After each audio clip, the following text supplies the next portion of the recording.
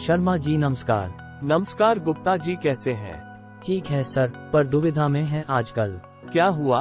NGT CAQM की guideline आई है, RECD और डुअल फ्यूल किट या CPCB4 लगवाना पड़ेगा। हाँ, पर इसमें कैसी प्रॉब्लम?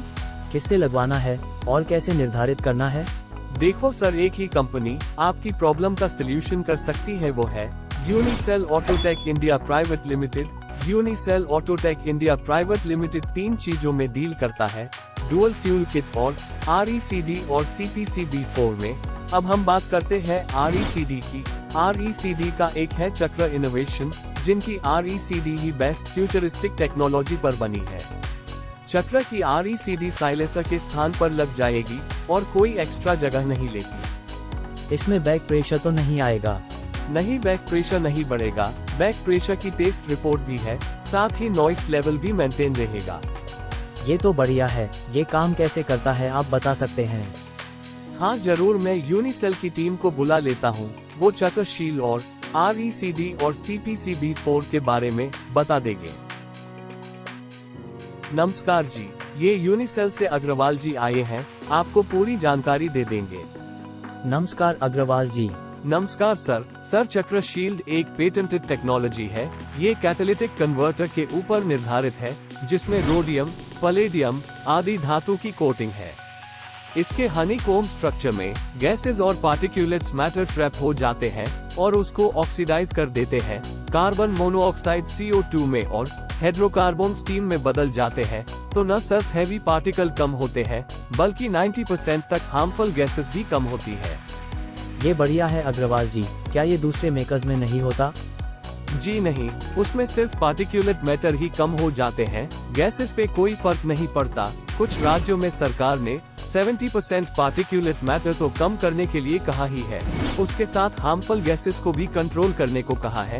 इसका मतलब चक्र RECD लगाने में ही समझदारी है। अगर कल को NCR में भी गैस को कम करने की गाइडलाइन आती है, तो चक्र वाला RECD या CPCB4 ही काम आएगा, बाकी टेक्नोलॉजी फेल हो जाएगी।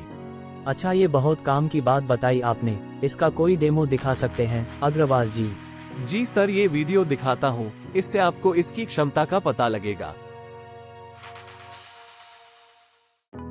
अरे भाई वाह, बहुत बढ़िया काम किया है। इसकी मेंटेनेंस का खर्चा और तरीका भी बताओ अग्रवाल जी।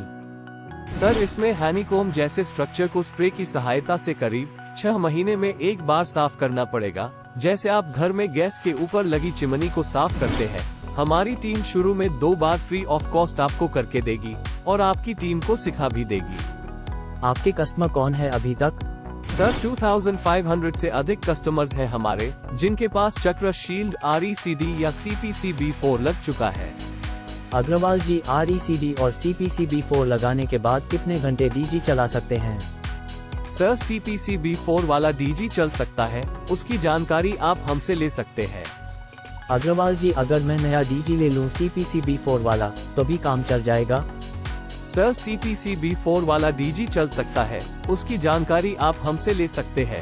जो आया है वो डीजल से चलेगा और उसकी कीमत की तुलना RECD plus dual fuel kit plus gas connection से करने के बाद आपको सही निर्णय लेने में आसानी होगी। हमारी टीम आपको ये कंपैरिजन बना कर दे देगी। CPCB4 CAQM के लेटेस्ट एमिशन पर निर्धारित है, जो कि nitrogen oxide, hydrocarbon, carbon monoxide, particulate matter को और भी 90% तक कम कर देता है। इसके अंदर अब electronic engine, after treatment system और एग्जॉस्ट गैस रिसर्कुलेशन सिस्टम है।